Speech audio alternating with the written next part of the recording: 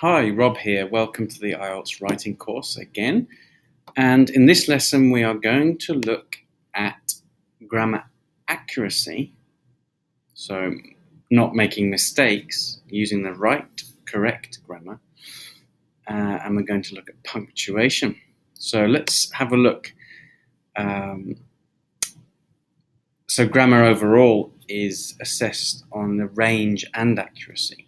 Hopefully you've seen all our lessons on grammar range and the different types of sentences and structures that you need to use. In this lesson, we're going to concentrate on the grammar accuracy, and let's have a look at how important that is. As always, you need these documents in front of you. So look, for an 8, the majority of sentences are error-free. That's pretty hard. Makes only very occasional errors or inappropriacies. So you can't make many punctuation errors. Now, punctuation is a big subject. In this video, we're going to concentrate, we're going to talk about the most important parts for IELTS and the most common mistakes that people make. Look at a 7, produces frequent error-free sentences, has good control of grammar and punctuation, but may make a few errors. So really, for a 7, you have to have good overall control, so not many mistakes. For an 8, only rare mistakes. So what does rare mean? Well, maybe in an essay, in a 250-word essay, maybe rare is 3 or 4 at the most, so not many. Look at a 6, makes some errors in grammar and punctuation, but they rarely reduce communication. Okay. In other words, you can make some errors, but they don't stop the reader understanding what you're saying. For a 5, makes frequent, which means very often, grammatical errors, and punctuation may be faulty. Faulty means wrong. Errors can cause some difficulty for the reader. 4, some structures are accurate, but errors predominate, which means it's mostly errors, okay? And punctuation is often faulty. So we need to get punctuation right. Most people are quite good at punctuation, at the basics. It's actually commas that are the challenge. And again, you need to be a meerkat here. You need to pay careful attention to little tiny details. And these little details, these little commas, are connected to other rules in grammar. So it's all connected. So you need to pay careful attention, watch carefully. So commas are the biggest errors. But before we talk about commas, let's get the very basics right first. So you need to start every sentence with a capital letter, and you need to put a full stop, or as the Americans call it, a period, at the end of every sentence. Okay, that's the basics. Now, as I've said there, look, be careful where you put your pencil. Sometimes it looks like writers have too many full stops because they've put their pencil down and they've made a mark. So you need to be very careful that you don't do that, or that you only make a clear full stop at the end of the sentence. So just be careful of that, please. So commas. First, we use them in lists. I bought some bananas, comma, oranges, comma, kiwis, no comma, and apples. One of the most common mistakes is next. Look, comma splices. This is when we connect a sentence with commas, but you can't do that. Also, many native speakers do that as well, including my mother, who I had to talk to the other day about this. So it's a very common mistake. And the solution is quite simple. We need to add in a conjunction. Look, I like chocolate, but I don't eat. Oh, that's a mistake. But I don't eat it, that should say. So we need to fix it with a coordinating conjunction. So if you watch the lesson on sentence types, part 1, it explains that a little bit more. Then we've got complex sentences. So when we have the dependent clause first and then the independent clause, you're going to use a comma. So especially in adverb clauses. If I danced, would you join me? So notice the comma there. When you change it the other way around, would you join me if I danced? We don't need a comma. I live here as I like the climate. So we don't need commas here. But technically, it's optional. So you can put it if you want. But usually, you would only use them in a compound complex sentence, in a long sentence, where the idea on the end is kind of extra information. So there is a pause when you're speaking. So usually, when we're reading from a book or reading aloud text, with a comma we will pause. The way I like to think about it is when you're reading aloud, when there's a full stop, pause for 2 beats, and when there's a comma, just 1. So, technically it's optional, but you shouldn't need to use it there. Okay. So we've looked at adverb clauses. Then we've got relative clauses. Now, commas are important here.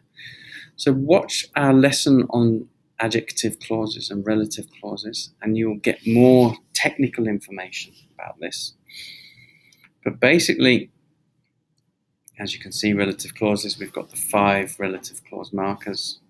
So a defining relative clause, which is essential information, so you need the information to understand the sentence, we don't need commas. For example, the bike that I bought last week needs rego. Rego means registration in Australia. So the bike needs rego. What bike? What are you talking about? The bike that I bought last week. Oh, okay. So that's essential information. So we don't need commas there, okay? But with the non-defining relative clause, we do need commas. So this is when we have non-essential information, and we can't use that. So proper nouns. So proper nouns are names. So it could be Rob or Brisbane or London. So a name, we always need commas. So Storm, who I'm talking to now, will take the test tomorrow. So Storm is a name. Brisbane, which is on a river, is quite a modern city. And then I went to a new Vietnamese restaurant last night, comma, which was lovely. So extra information on the end. And notice we do not use that. We have to use which or who, or whose or whom, but not that. Okay. So again, watch the lesson on relative clauses. That will give you more information about that. Then we've got commas with transitions. So transitions are transitive adverbs. They are words like however, furthermore, moreover, besides, all of those. If you go back to our lesson on sentence types, there is a list of transitions for you. So this is how we use them. Look. So we can put the transition at the beginning of the sentence, however, comma, the wife was not happy about the bike. Or we can put them after a semicolon. This is a semicolon here. Semicolon, transition, subject, verb.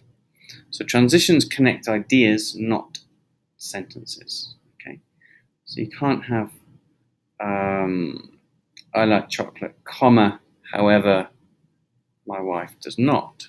You can't do that. Those are coordinating conjunctions. Again, watch the videos on sentence types. So And then look here, I bought a bike, full stop. However, the wife was not so happy. So the first one here, number 1, this will be used at the beginning of a paragraph. 2 and 3 are when there are 2 sentences and we're connecting the ideas, not the sentences. So most people use those. Most people use number 1 and number 3, okay? My suggestion, though, is that you use a bit more of number 4, 5, and 6. Everybody uses 1 and 3. The reason for that is, again, connected to another idea, which is the coherence and cohesion section. It says that you need to use cohesive devices appropriately. Well, if you always put however at the beginning of the sentence, it's not really appropriate. It's not showing a very natural kind of English. So many students will write blah, blah, blah, blah, blah, full stop, however, comma, da, da, da, da, full stop, furthermore, comma, da, da, da, da, full stop, in conclusion, da, da, da, therefore, da, da, and it's not very natural. So my suggestion is use more of 4, 5, and 6. Look, we can put it at the end of the sentence. The wife was not happy, however. So I bought a new motorbike, full stop. The wife was not happy, however. So I'm connecting the 2 ideas. I bought a new motorbike. The wife, however, was not so happy. So it goes between the subject and the verb. And then number 6, when we have an auxiliary verb and a verb, it goes between those. The wife, I bought a new motorbike. The wife has, however, been happier more recently. Maybe I sold a motorbike and the wife has, however, been happy. So notice here you can't have although, comma, which, comma. These are quite common mistakes. So don't confuse your subordinating conjunctions with your transitions. Don't confuse the commas there. This is a very common mistake.